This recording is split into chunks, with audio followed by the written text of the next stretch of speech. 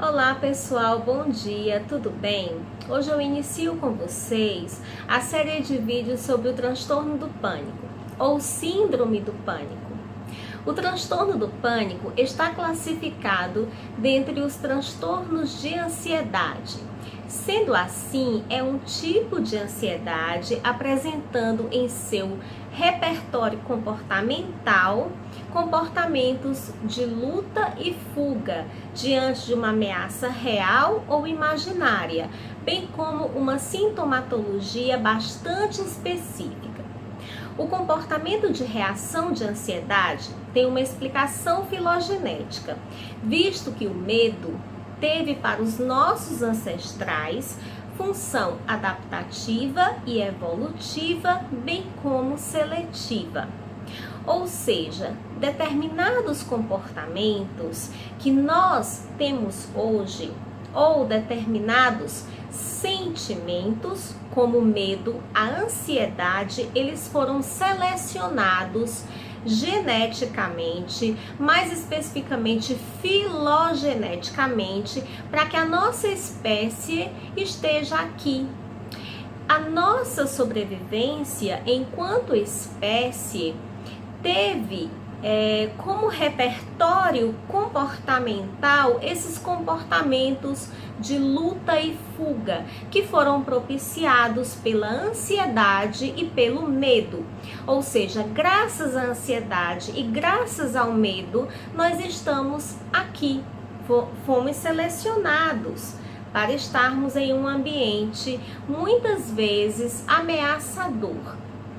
E falando em ambiente ameaçador, os nossos ancestrais, eles, diante de um perigo iminente, diante de um estímulo ameaçador, eles se comportavam com ansiedade. O seu corpo, ele se preparava para a luta ou para a fuga.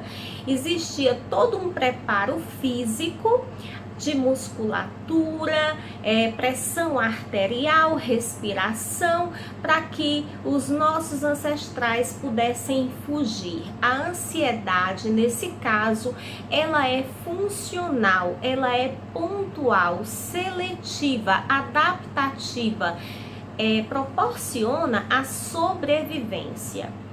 Então, o que é que acontece? Nós herdamos essa filogenética. A ansiedade, para nós, ela é necessária. A ansiedade, quando é normal, ela propicia que nós possamos atingir os nossos objetivos, pois nos traz energia, nos traz vitalidade, para que nós possamos concretizar as nossas metas, os nossos propósitos, os nossos objetivos. No entanto, o que é que acontece? Quando essa ansiedade ela é exagerada, ela já não é pontual. Ela já não é saudável, ela não é motivacional, ela é paralisante, ela é patológica. E no caso que eu estou tratando aqui, que é o transtorno do pânico está dentro desse transtorno de ansiedade, dentro dos transtornos de ansiedade. E também tem uma questão muito importante que eu gostaria de falar para vocês. 4% da população apresenta transtorno do pânico, acomete principalmente mulheres que homens, não se sabe bem o motivo, mas pressupõe-se que por motivos hormonais e culturais. A segunda queixa psiquiátrica que entra nos postos de saúde mental. Existe muito preconceito, não por parte do atendimento das pessoas, mas por parte dos próprios pacientes em buscar essa ajuda por conta de ser um distúrbio que causa um sofrimento. Tem a questão da crise do pânico que eu gostaria aqui de falar para vocês. O que é que caracteriza uma crise do pânico? Antes de falar o que é uma crise do pânico, eu gostaria de falar para vocês que, no caso, se você teve uma crise do pânico, uma crise ou outra em momentos esparsos da vida, isso não caracteriza um transtorno. Mas o que é essa crise?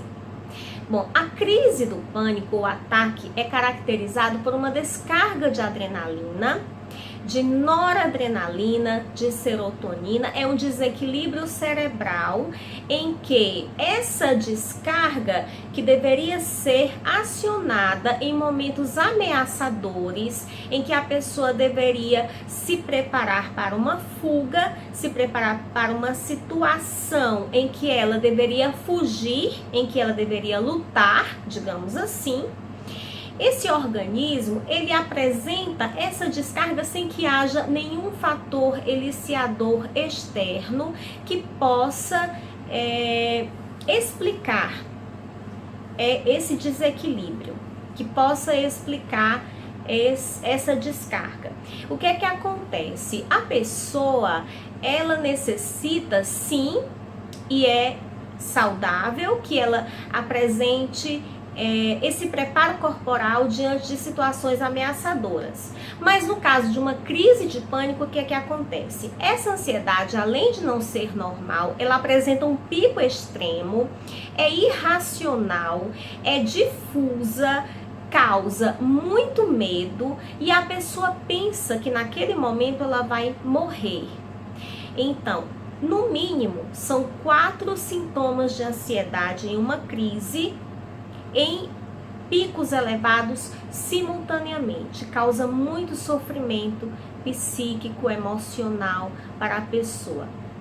Tem certos pacientes que relatam que uma crise de pânico dura em média para eles 20 minutos. Outros dizem que meia hora, outros 40 minutos. Então vai depender muito de paciente para paciente. Mas todos eles relatam uma coisa em comum, que se trata de um medo irracional, difuso. Não há nada que possa racionalmente, cognitivamente explicar o motivo daquela queixa, daquela ansiedade, daquele pico de ansiedade. Às vezes a pessoa ela está em uma atividade normal, ela está fazendo uma compra em um shopping, ela está em uma festa ou mesmo ela está descansando. Tem casos de crise do pânico que eu vou explicar em outros vídeos que a pessoa tem dormindo. Então, a pessoa está relaxada, não tem uma explicação externa de nenhum fator ameaçador que possa explicar essa crise, mas essa crise se deflagra. Ela é como se fosse um alarme falso. Eu vou dar um exemplo. Em uma casa que apresenta um alarme para incêndio. No entanto, o incêndio não acontece, mas a casa alarma. Ou seja, o fator eliciador externo que proporcionaria o alarme seria o incêndio, mas a casa alarma sem que aconteça o incêndio. É a mesma coisa, sem que nada aconteça, ao menos aparentemente, mas não existe nada externo que possa explicar essa crise. O organismo, ele tem essa descarga de adrenalina, de noradrenalina, de serotonina, preparando o organismo para essa fuga ou luta, como eu disse anteriormente, fazendo uma breve explicação filogenética do porquê que nós apresentamos os comportamentos de ansiedade e medo.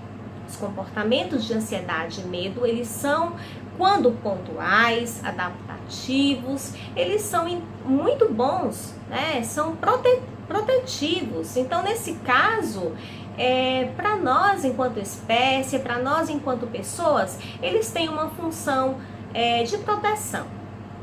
Mas no caso do transtorno do pânico, não.